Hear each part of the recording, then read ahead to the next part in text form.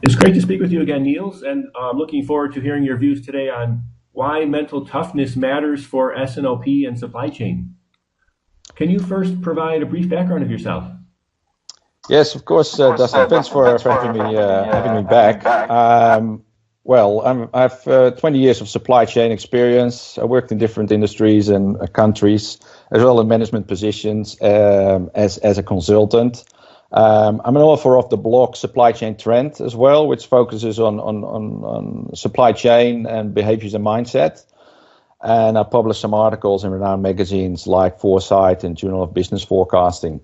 I'm also an accredited mental toughness coach and founder of Mental Toughness Online. So that's where I explore mental toughness and supply chain.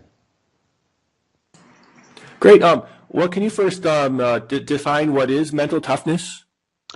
Yeah, so it's a personality trait or a characteristic which determines for a large part how individuals perform when they're exposed to stress, pressure, and challenge.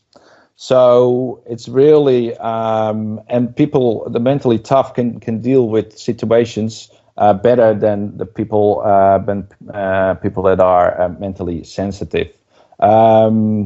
It has a genetic component as well. We know it can increase or decrease, so it's developable, and it's very significant. And in terms of the origins, it goes back to the elite sport like 30 years ago. Jim Loehr, an American performance psychologist, realized it was an essential quality in the mind of winners. But over the last 10 years, Professor Peter Clough, which is a psychologist from the UK, really took the concept further, and it's now accessible not only for elite sport, but for every person, every walk of life, and also in business. And Peter Clough defined the 4 C's of mental toughness, which is control.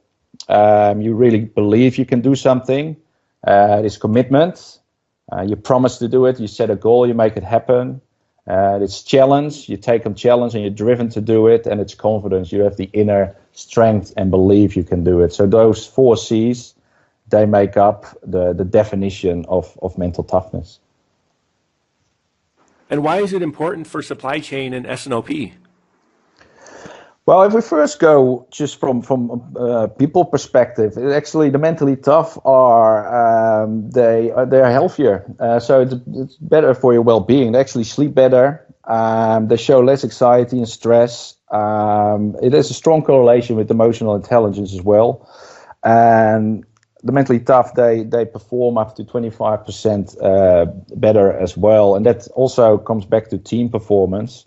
Where mentally tough teams are, they're more open for challenge, and also make better decisions on the pressure. Now, we know in supply chain, we live in this VUCA world, volatile, uncertain, and complex world, and we see increased pressure and stress all around us in supply chain. Shortened life cycles, increasing competition, increased customer requirements. And change is the only constant, and the mentally tough are open for that change and ready for new challenges and perform better in these environments. And from S&OP perspective, I actually did some research myself in my S&OP Pulse check, and it just shows the participants who joined my survey, they score a high effectiveness of in S&OP, almost double.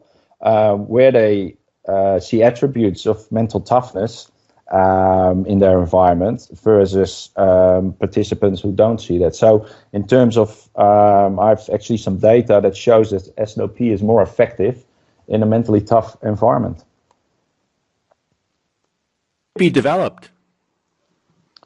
So it can be developed. We know that, and it's proven. And Professor Peter Clough actually made a questionnaire, which is called the MTQ48. These are 48 questions, which actually measure your mental toughness across those 4 C's. And often it's about first creating that awareness. So if you take this survey, it's about understanding how you think, actually. Mental toughness really describes how you think about your environment, about yourself. And once you have this awareness, you can start working to improve yourself. And it can be with self-help. There are self-help guides out there, and I wrote one myself as well. But you can also get a coach to improve certain attributes of your mental toughness. And it's often about changing the way you think about yourself and the world. And positive psychology plays a role there. But it's small intervention and changing small habits, which can, if you sum them up, have a big impact. Final recommendations? Look, from business perspective, I really think that improving mindset and the mental toughness should be on every CEO's agenda. There's a lot of research out there that it improves well-being and performance of employees. They make better decisions under pressure. They deal better with pressure and the challenges of this day and age. And it's also my mission to get it on the agenda of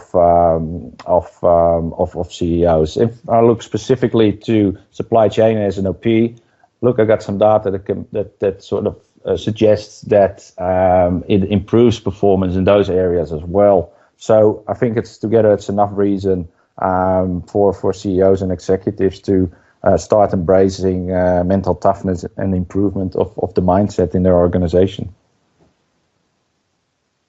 Thanks, Niels, for sharing today, and I look forward to staying in touch if you want to have another discussion in the future. Yeah, thanks. It was a pleasure, Dustin, and we'll certainly stay in touch.